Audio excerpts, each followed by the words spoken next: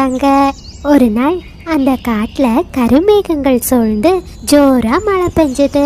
இத பார்த்த 2 மாமரமும் ரொம்ப சந்தோஷமா இருந்தாங்க. நண்பா, பாத்தியா, நம்ம காட்டுல ரொம்ப நாள் கழிச்சு மழை பெய்யுது.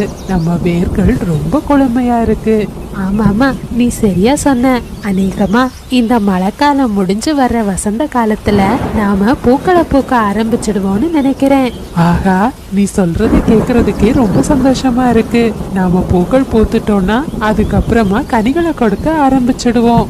அப்புறம் நம்மள தேடி நிறைய பறவைகள் வருவாங்க அப்படின்னு அந்த 2 நண்பர்களும் பேசிக்கிட்டே அந்த மழைய சந்தோஷமா ரசிச்சுக்கிட்டு இருந்தாங்க. இப்படியே சில நாட்கள் கடந்து போச்சு. காட்டுல வசந்த காலமும் வந்துச்சு. அந்த 2 மாமரமும் ஒரே நேரத்துல நிறைய பூக்களை பூத்திருந்தாங்க. அந்த பூக்களோட வாசம் காடு முழுவதும் அருமையா பரவிக்கிட்டு இருந்துச்சு. கொஞ்ச நாட்கள்லயே அந்த பூக்கள் எல்லாம் ஒரு அழகான மாம்பழமா மாறிச்சு. அந்த 2 மரமும் பறவைகள் எப்போ தங்களோட கனிகளை சாப்பிட வருவாங்கன்னு காத்துக்கிட்டு இருந்தாங்க. ஒரு நாள் காலையில அந்த மாம்பழத்தை சாப்பிடுறதுக்காக ஒரு ஜோடி கிளிகள் அந்த மாமரம் இருக்கிற இடத்துக்கு பறந்து வந்தாங்க. பிறகு 2 கிளிகளும் ஆளுக்கு ஒரு மரத்துல போய் அந்த மாம்பழங்களை சாப்பிட ஆரம்பிச்சாங்க. சீ, தூ, இந்த மாம்பழம் நல்லாவே இல்ல, ஒரே புளிப்பு. இந்த மரத்தோட மாம்பழம் ரொம்ப ரொம்ப இனிப்பா இருக்கு. இது மாம்பழங்களோட அரசின்னு நினைக்கிறேன். வாங்க, இந்த மரத்துல இருக்கிற மாம்பழங்களை சாப்பிடுங்க. பிறகு அந்த 2 கிளிகளும் ரொம்ப சந்தோஷமா அந்த மாமரத்துல இருந்த மாம்பழங்களை சாப்பிட்டாங்க. வயிறு நிறைய சாப்பிட்ட அந்த ஜோடி கிளிகள் ரொம்ப சந்தோஷமா தங்களோட வீட்டுக்கு பறந்து போனாங்க. அந்த கிளிகள் பேசிக்கிட்டதை கேட்ட அந்த புளிப்பான மாமரம் ரொம்ப வருத்தமாகிடுச்சு. அதே சமயத்துல பக்கத்துல இருந்த இனிப்பு மாமரம் ரொம்ப சந்தோஷமா இருந்துச்சு. நண்பா, பாத்தியா, என்னோட கனிகள் புளிப்பா. அந்த பறவைகளுக்கு என்னோட கனிகள் பிடிக்கவே இல்லை. ஹே புளிப்பு மாமரமே, இனிமே உனக்கும் எனக்கும் எந்த நட்பும் கிடையாது. நீ ஒரு புளிப்பான மாமரம். என்னோட தகுதிக்கு நீ என்னோட நண்பனா இருக்க முடியாது அப்படின்னு அந்த இனிப்பு மாமரம் சொன்னதுமே புளிப்பான மாமரம் ரொம்ப வருத்தமாகிடுச்சு. அந்த காட்டுல மீனுங்கிற ஒரு சின்ன குருவி வாழ்ந்து வந்துச்சு. அந்த குருவியோட வீட்டின் மேற்கூரை ரொம்ப மோசமான நிலையில உடைஞ்சு போயிருந்துச்சு. அச்சச்சோ, மேற்கூரை இப்படி ஆகிடுச்சு. இத நான் உடனே சரி செஞ்சாகணும், இல்லைன்னா மழைக்காலத்துல என் வீடு முழுவதும் தண்ணி வந்துடும் அப்படின்னு சொன்ன மீனுக்குருவி விறகு கட்டைகளை தேடி பறந்து போச்சு. மாமரமே, உங்ககிட்ட இருக்கிற மரக்குச்சிகளை எனக்கு தருவீங்களா? என் வீட்டோட மேற்கூரைய நான் சரி செய்யணும். ஹேய் சின்ன குருவி, உனக்கு எவ்வளோ தைரியம்? நான் மாம்பழங்களோட அரசி. என்னால எல்லாம் உனக்கு மரக்குச்சிகளை தர முடியாது. போப்போ இங்கிருந்து. அழகான சின்ன குருவி, நீ என்கிட்ட வா. என்கிட்ட இருக்கிற கனிகள் தான் யாருக்கும் பயன்படல. என்னோட மரக்குச்சிகளாவது உனக்கு பயன்படட்டும் அப்படின்னு சொன்ன அந்த புளிப்பான மாமரம் தான் கிட்ட இருந்த மரக்குச்சிகளை எல்லாம் மீனுக்குருவிக்கு கொடுத்துச்சு. பிறகு மீனுக்குருவி அந்த புளிப்பான மாமரத்துக்கு நன்றி சொல்லிட்டு அந்த மரக்குச்சிகளை எடுத்துக்கிட்டு தன்னோட வீட்டுக்கு பறந்து போச்சு. அந்த மரம் கொடுத்த மரக்குச்சிகளை வச்சு மீனுக்குருவி தான் வீட்டோட மேற்கூரைய சரி செஞ்சது. இந்த மாதிரியே அந்த புளிப்பான மாமரம் காட்டுல இருக்கிற நிறைய பறவைகளுக்கு தன்னால முடிஞ்ச உதவிய செய்தது. ஆனா அந்த இனிப்பான மாமரம் யாருக்குமே எந்த உதவியுமே செய்யாம ரொம்ப கர்வமா இருந்துச்சு.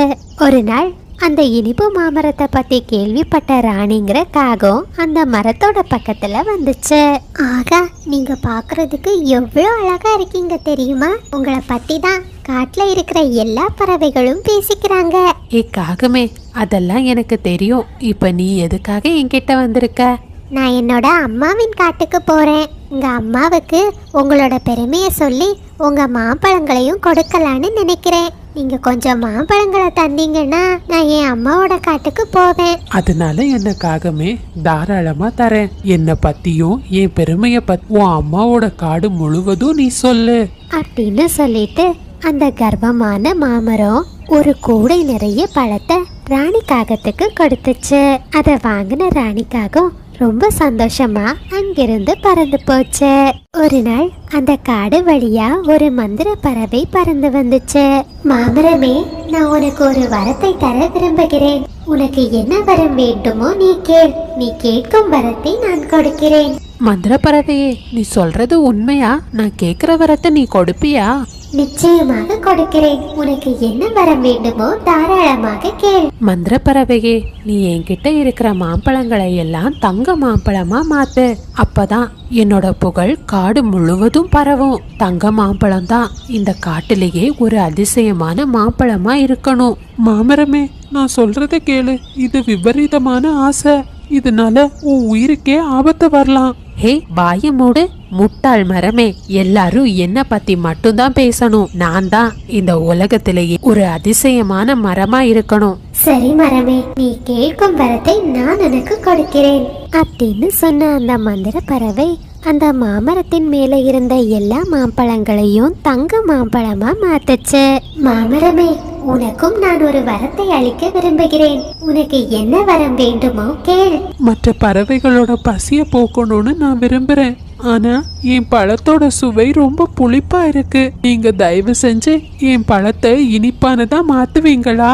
நிச்சயம், நீ கேட்கும் வரத்தை நான் உனக்கு அளிக்கிறேன் அப்படின்னு சொன்ன அந்த மந்திர பறவை தன்னோட மந்திர சக்தியால அந்த மாமரத்துல இருந்த எல்லா மாம்பழங்களையும் இனிப்பானதா மாற்றுச்சு. அந்த 2 மாமரத்துக்கும் வரத்தை கொடுத்த மந்திர பறவை பிறகு அங்கிருந்து பறந்து போயிட்டாங்க. ஹே மாமரமே, உன்னோட பழங்கள் எல்லாம் இனிப்பா மாறிடுச்சுன்னு நினைச்சு ரொம்ப சந்தோஷப்படாத. உன்னை விட நான் தான் உயர்ந்தவ. பாரு, என்கிட்ட இருக்கிறது தங்க மாம்பழம். மாமரமே, இந்த விபரீத ஆசை உனக்கு வினையா முடியக்கூடாதுன்னு நான் கடவுள்கிட்ட வேண்டிக்கிறேன்.